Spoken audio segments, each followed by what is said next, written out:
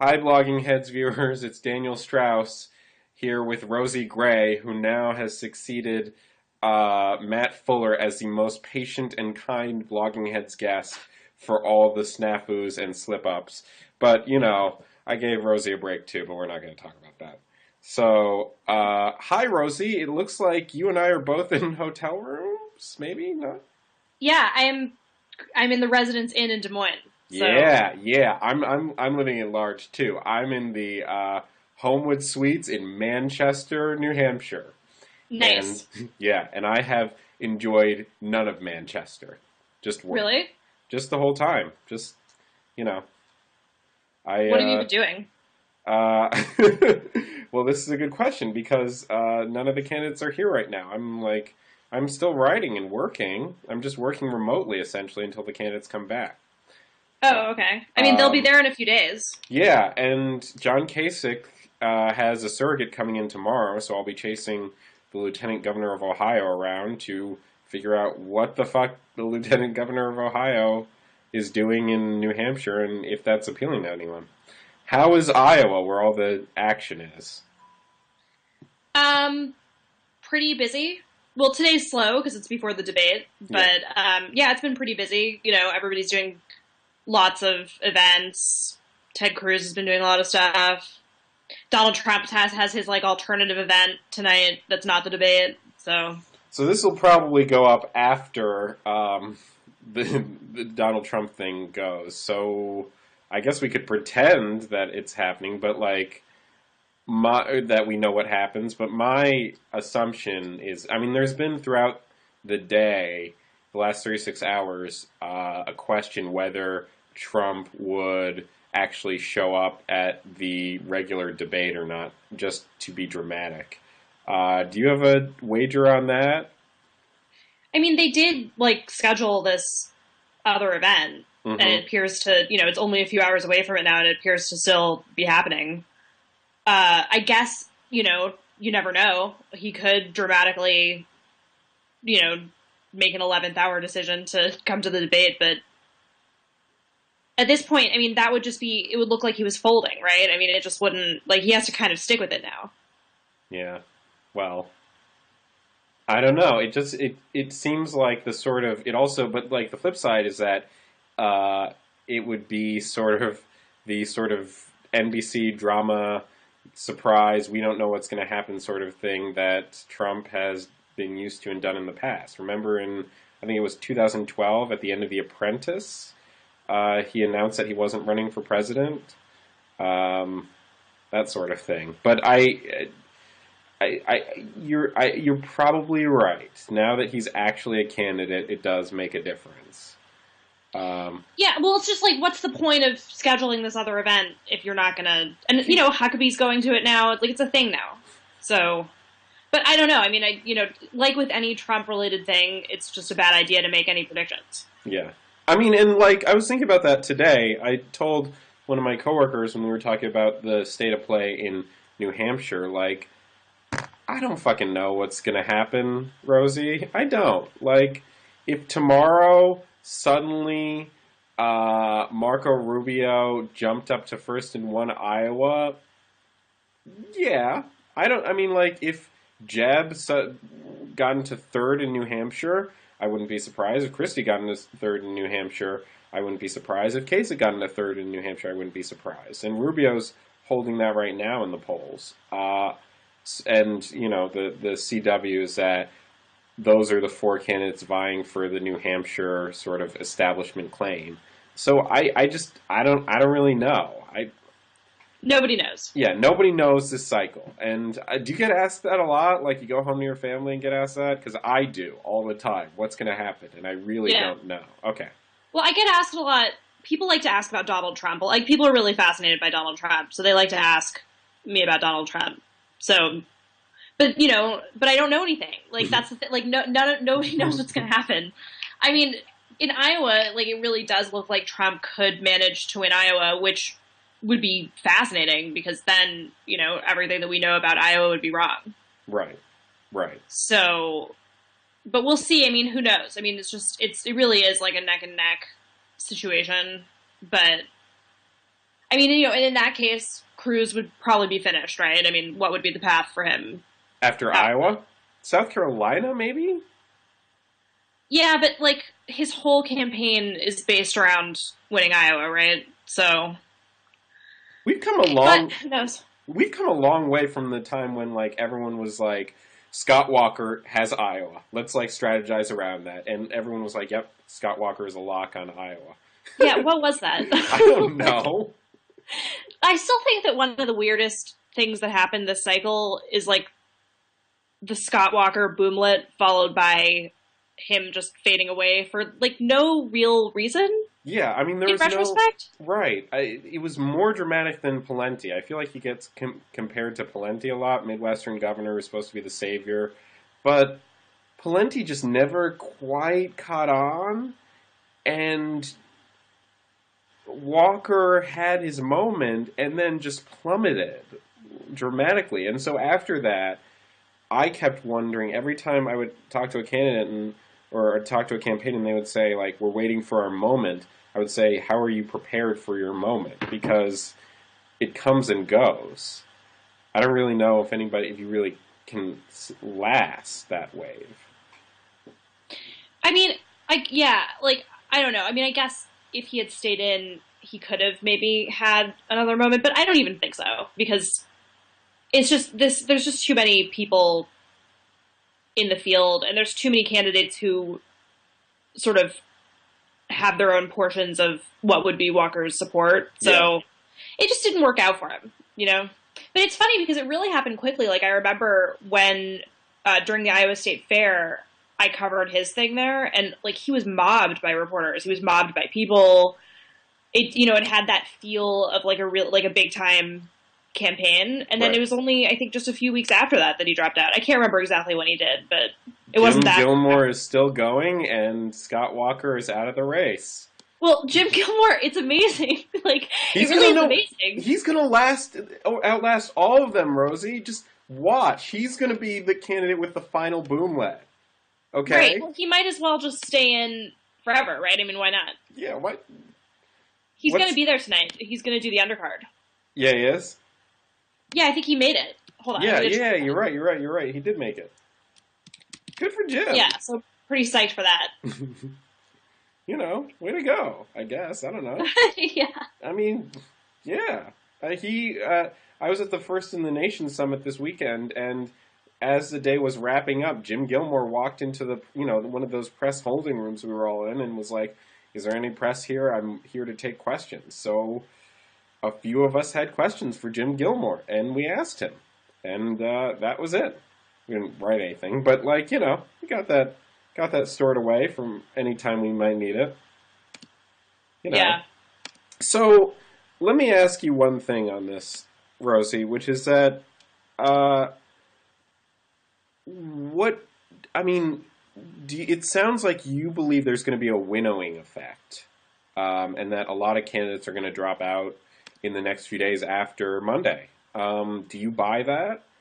And then same thing with New Hampshire. Like, does I mean, Santorum go after?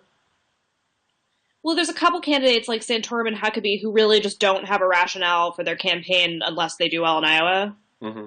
So I don't imagine either of those guys staying in much longer. And then after New Hampshire, I guess like that's when that's supposed to be like the establishment, winnowing area. Right. So, and that's why they're all busy like knifing each other there. And by them, I mean like, Rubio, Christie, Kasich, Bush. So, yeah, I mean, eventually it does have to winnow, right? And so I do think that like some of the ones who really just didn't get any traction at all, like Santorum and Huckabee, I would think would drop out after Iowa, but you never know. I mean, they're stubborn. So, I mean, what do you think? I mean, it's funny being up here, and I'm stationed up here through the New Hampshire primary. It's amazing how clear the glaring sort of like imperfections of all four of the establishment candidates are. Like none of them hit that minimum chord to.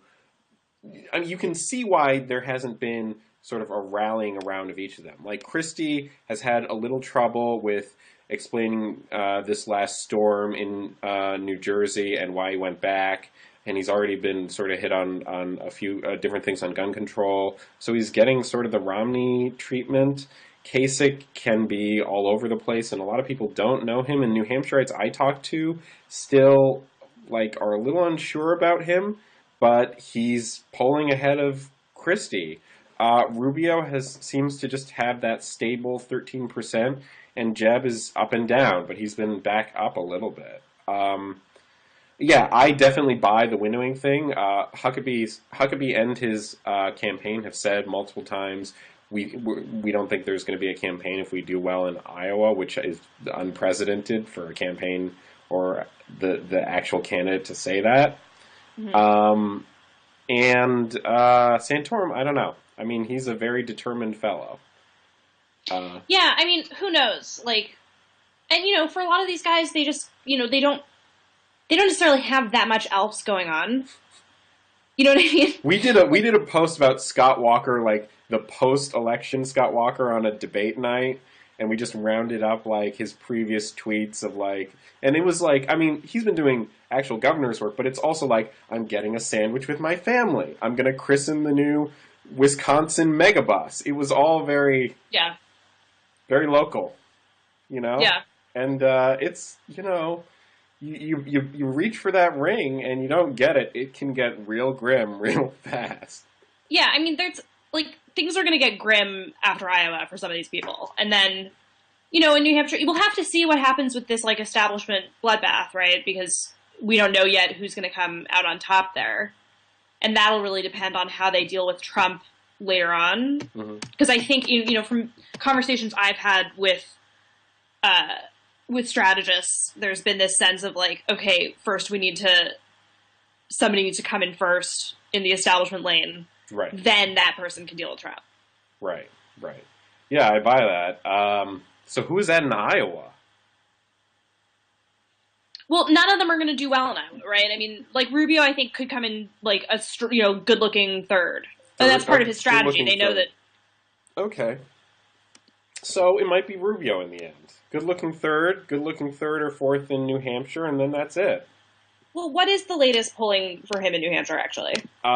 He is, I think he might be tied, or let's both check.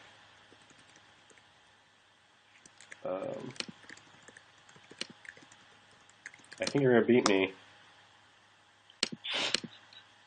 No, hold on. I got distracted. Focus! Okay, New Hampshire primary. So he's averaging 10.3%, which puts him... Oh, that's national. This is grim.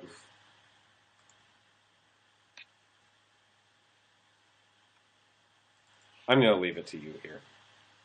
So, in the latest, RCP average, it has him fourth. So fourth. It says... Yeah. So fourth. He could be the establishment guy, and then his job is what? He's been knighted, so he has to slay the Donald Trump dragon?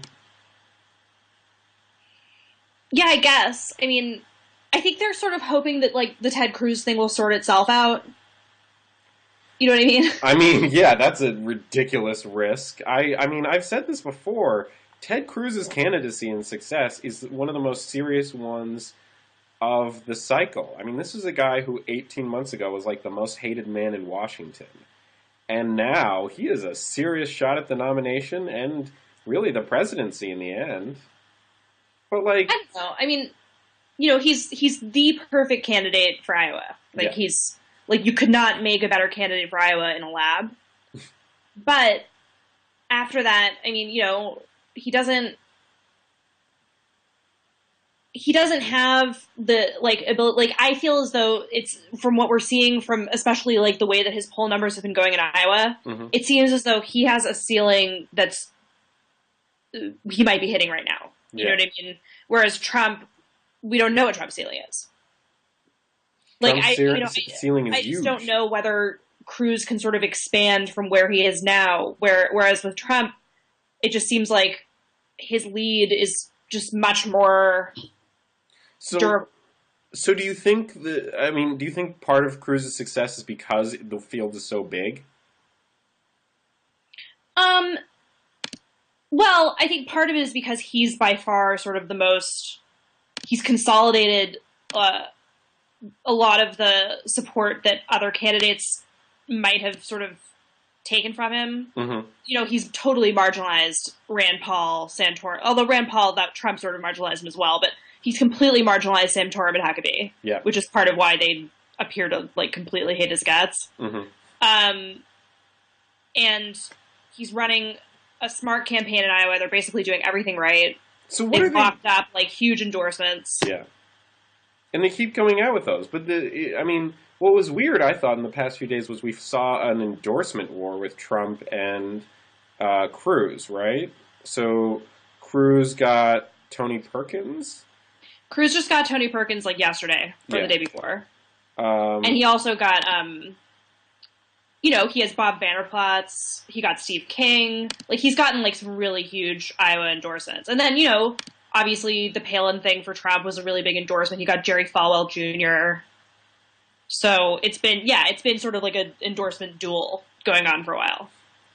I mean, I gotta be honest, I kind of hope that there's a winnowing effect that happens because it's for reporters, it's so blurry the whole time. Like, we knew in 12, yeah, Mitt Romney's probably going to get it.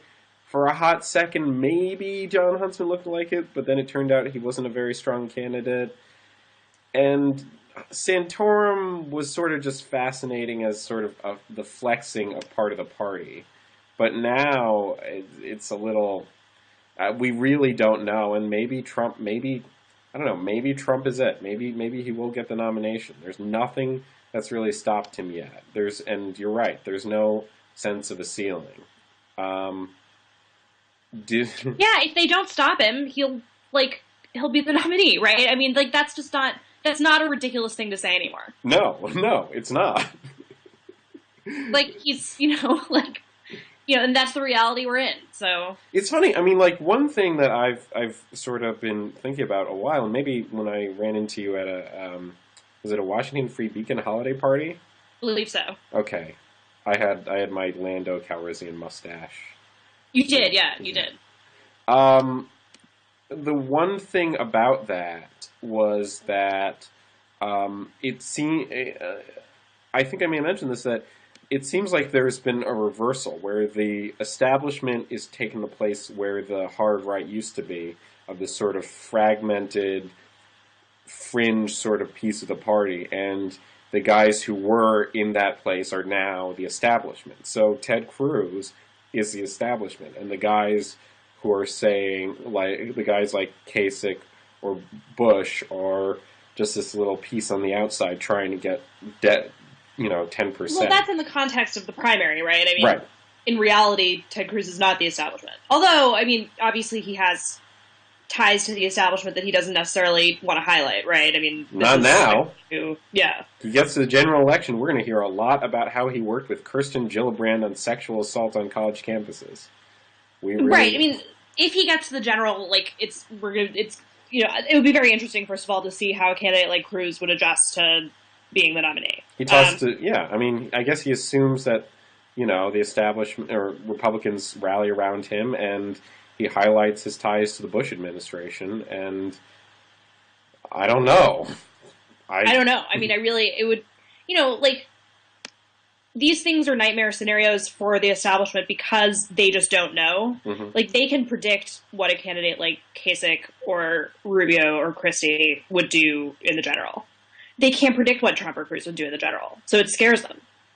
So the other big mystery right now is Marco Rubio. And National Review had a story a little while ago, I think a week ago, citing unnamed high-ranking Rubio aides who said, we want to come in, it's third in Iowa, second in New Hampshire, first in South Carolina. And South Carolina is a state, right, where a lot of the Rubio team hails from. His big firm that he uses is First Tuesday Strategies, I think. And those guys are based in South Carolina. Do you buy that? Do you think that's plausible? Do you think Rubio is just sort of? I mean, because the thing about Rubio is that he's locked up all these endorsements. He has he's gotten support from big name donors, although we haven't seen his latest fundraising report. And he has not, and he's been in the upper tier of every poll everywhere, but he hasn't like taken the lead anywhere. Yeah, I don't know. I mean, if their strategy works out, then it's a smart strategy. I mean, I think like it does make sense that they think to themselves, okay, he's not the kind of candidate that does well in Iowa. He could do pretty well in New Hampshire. He could win South. Like, I can see the thinking behind it. And they're thinking that, if he does well later on, even if he doesn't do well in the early primaries, if he does well later on in like the winner-take-all primaries later on, like in the schedule, then that's something. But the thing is, if they want to do this 3-2-1 thing, it should be 3-2-1, right? Not like 4-1.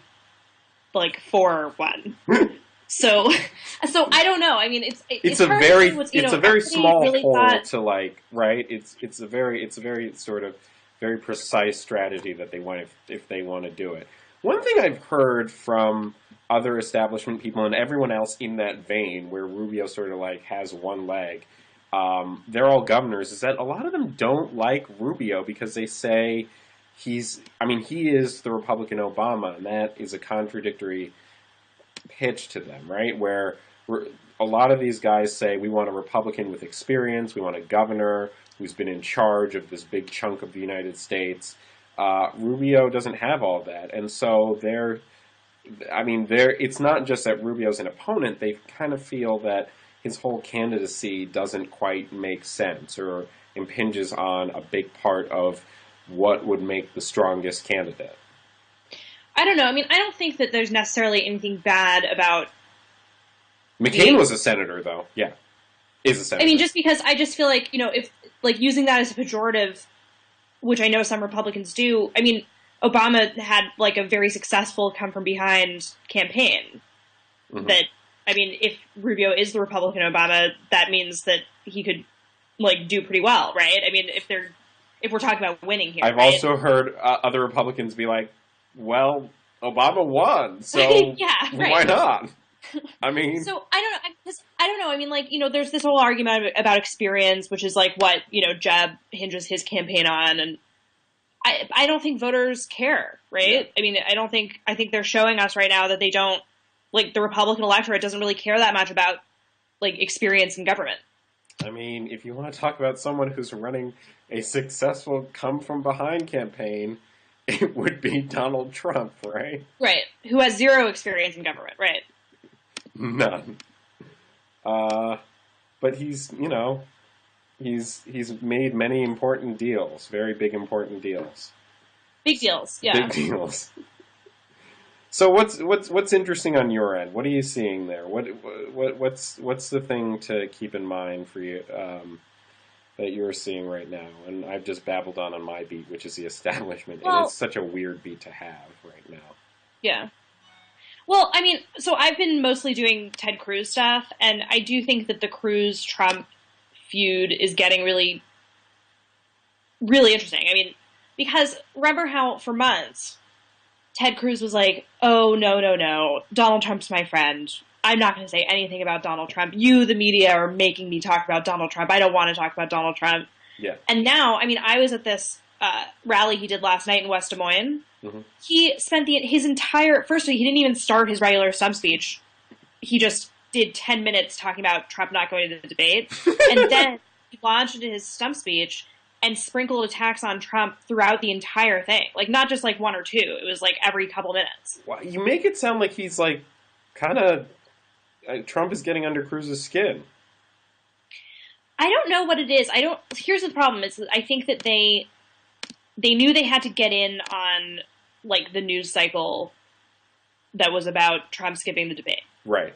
And so they did that by doing this thing where they challenged Trump to this one-on-one debate. Yeah, and that was a pretty good way of like injecting themselves into it. But I don't know if it really projects confidence, right? Like I don't know if that's necessarily. I mean, that sounds like something that, like, not a candidate might do who not is not necessarily thinks that he has it in the bag, Right, right. So, and the fact that he does feel the need to go after Trump so aggressively now is another sign that they take this threat seriously. I mean, like Cruz knows that Trump is either even with him or ahead in Iowa, so this is how they're reacting. I mean, it's a weird it's it's a weird fact of this thing that I'm seeing a lot more. It's becoming a two-man race between Trump and Cruz, and there are really two tiers. There's the first tier, Trump and Cruz, and then there's everyone else under it. What do you think about Heidi Cruz also? And I guess Melania. Are we ever going to see Melania on the trail? I've seen her at debates before. Yeah. I don't. Melania Trump. Yeah. I've seen her at debates, but she doesn't have that much of like a presence, like as part of the campaign. Heidi Cruz, she goes to stuff, and she does. I mean, she does a lot of stuff on her own too. Mm-hmm. Like she does a lot of like events without him, fundraising stuff without him. She seems like a cool lady. Like That's what I've heard, actually. I missed her last time she did a few events here on Monday, and I wasn't able to go to that, and I wish I had, actually. Mm-hmm. So you're covering mostly establishment candidates, right? Yes. Okay. And I'm on the New Hampshire detail, and I'll be up here for 2 weeks. And it's funny, there's actually like a Christie Kasich press corps, which is spilled over. Some of the local Christie reporters are up here, and then there's an embed for CNN and a few other people, and they actually are doing Kasich stuff too. Oh, really? Yeah, and Alex Burns, who's a Metro correspondent for the New York Times and an alum of Politico, is doing a lot of Christie stuff. So it's sort of formed into that beat. Obviously, the Bush... I haven't seen too many Bush reporters here, but partially because even before the election started, there were designated Bush reporters, and we have 2 now, actually. Yeah. So I was talking. I mean, he still has like a press corps. I was talking to somebody who covers him recently, and they were saying that he still does have a press corps. Yeah. So he doesn't totally, and it is an interesting story. Even if he doesn't do well, the Jeb Bush thing is a very interesting story. I think it's even more interesting than if he wins, right? I mean, this is supposed to be the smart brother, the capable one, not doing well. I mean, I haven't thrown him out yet. I think Jeb still has a path to the nomination. Albeit just a longer. I do, actually. I do. All right, laugh at me, Rosie. Go right ahead. I'm not laughing at you. I'm not laughing at you.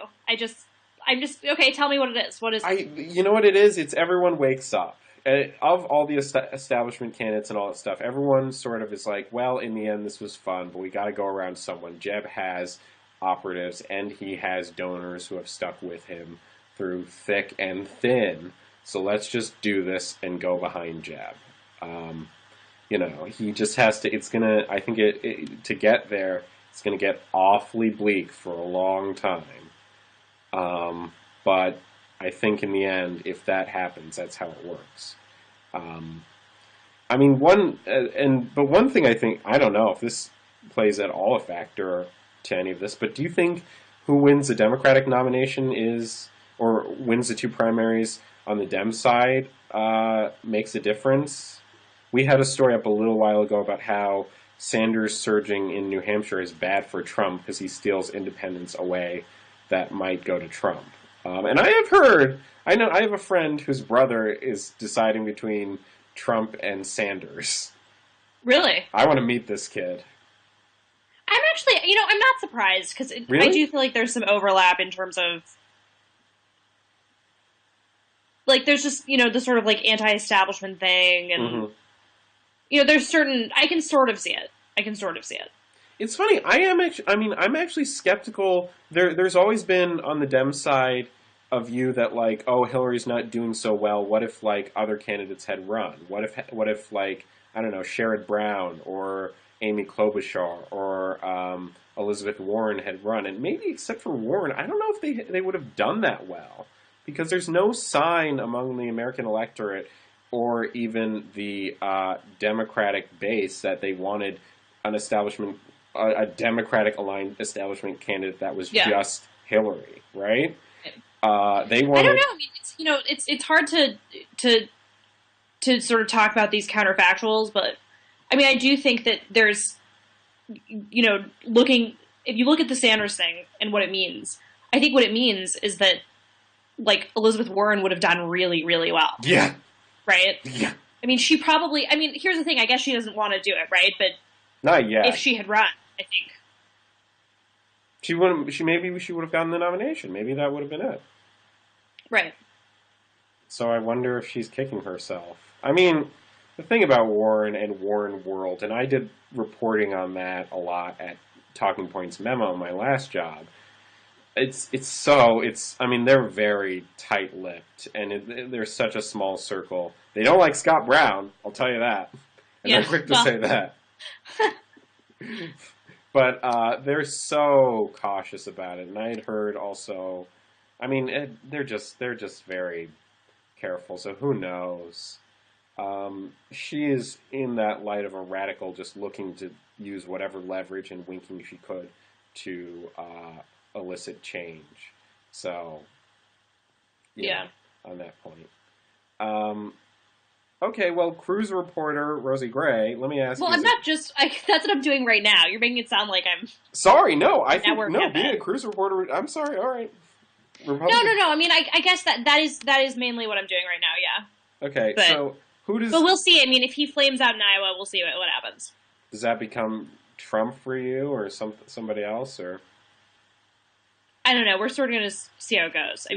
I mean, right, that's the trick to primaries, which is that once my candidates drop out, if they do, I'll go cover another one of the...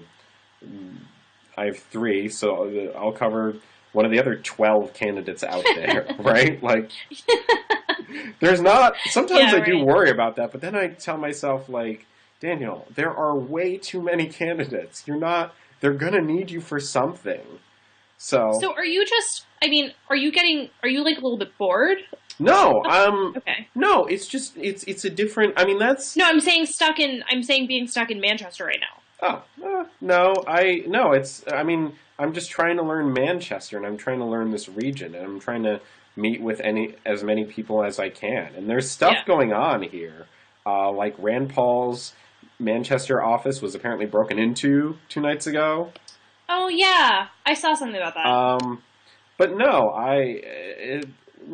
I'm just trying to get the groundwork for the chaos that's next week, and trying to figure out sort of what happens. And the funny thing is about New Hampshireites, you can understand why Christie had surged here for a while. They like being courted. They like, being told no and then getting a call being like, I know you said no, but let me just remind you, you're a great person. And I'm a great person. We could be great people together, right? They're very they have very high expectations for how much contact they'll have with the candidates. Yeah, they're very. I mean, it's not an easy pitch at the bar to win the New Hampshire voter. Right. It's funny. I mean, the one thing though that I want to highlight on my end here is that in the last few days, John Kasich got a lot of endorsements throughout the state. And 2 things happened. One is a Republican operative I was talking to pointed out, like, a lot of those are liberal papers, and they might be giving... And he was also endorsed by the Boston Globe. So on one hand, that's a lot of momentum on top of poll numbers, which show him creeping up. But on the other hand, Christie was endorsed by the Boston Herald, which is the conservative alternative. And, as much as people... I mean, John Kasich has always had to bear the sort of scent of John Huntsman, which is kind of poisonous. Yeah. He's got some members of his team who are the same people. So it's I think the Kasich people are aware that they need to do well here, and they need to show that this is a different environment. This is not Huntsman 2.0, which is something that's dogged them for a while. And listen, like John Huntsman and John Kasich personally are even politically, they're very different people. Oh yeah. So, I don't know on that front. What I about think you? Kasich is. I've been to like one or two Kasich things. He's fun to watch, don't you think? Yeah, I mean, he's a little. The thing about Kasich is that he's very spontaneous. You never really know what he's going to say. Yeah. He can be all over the place. And I remember actually a Christian Science Monitor breakfast. I don't know if you were there for this one that had John Kasich before No, he I don't think I started. was there. There were a lot of reporters there. I think John Stanton was from BuzzFeed was there, and everyone was there and like asking him presidential questions. And he went on for a while, and you could see that a lot of reporters were a little confused about where this guy was going. I mean, so Kasich, he has this very spontaneous charm, and I can see that doing well in New Hampshire, also. Yeah. Yeah, I mean, it's hard to, and also, like, New Hampshire, there could be a lot of people in New Hampshire who have either still not made up their minds or are going to make up their minds, like, the day of or a couple of days before. In the ballot box. They right, might just so be we like, just don't know. Yeah, we don't know. So... Yeah, I mean, it's really, I mean... we don't know. It's fun to not know, because I feel like in 2012 we just sort of knew. Yeah. So we all just wrote these ridiculous, counterfactual, sort of slate-pitchy stories, and, like... I don't know about you, Rosie, but in the back of my brain, there was a little voice being like, Daniel, you don't even believe that. What are you doing here? Yeah. And well, the thing is, it's like, in reality, it was kind of a boring election, and I think that we all, like, were trying to just squeeze any drop of anything out of it. Yeah, so, I mean, that's the approach I've taken up here and in general with my beat at the moment, which is that there are 1,000 stories to tell in any election cycle. And most people only get about 10% of that, or 20 max. And there are 15 candidates this time, many of which are a little strange. So there are a lot of stories to tell. And there are a lot that are going to go... There's just a lot going on. What? Yeah? There's just a lot going on. Like, there's just a lot going on. Ton going on. And a lot we don't know about. Well, Rosie, I will see you hopefully when you're up here. Yes, I will see you... after Iowa. All right, let's get a drink. Let's get some reporters together and hang out. Definitely. All right, Rosie Gray of BuzzFeed. This is Daniel Strauss from Woodruff and Strauss. Thank you so much for doing this. I'll see you later. Thank you. Bye. Bye.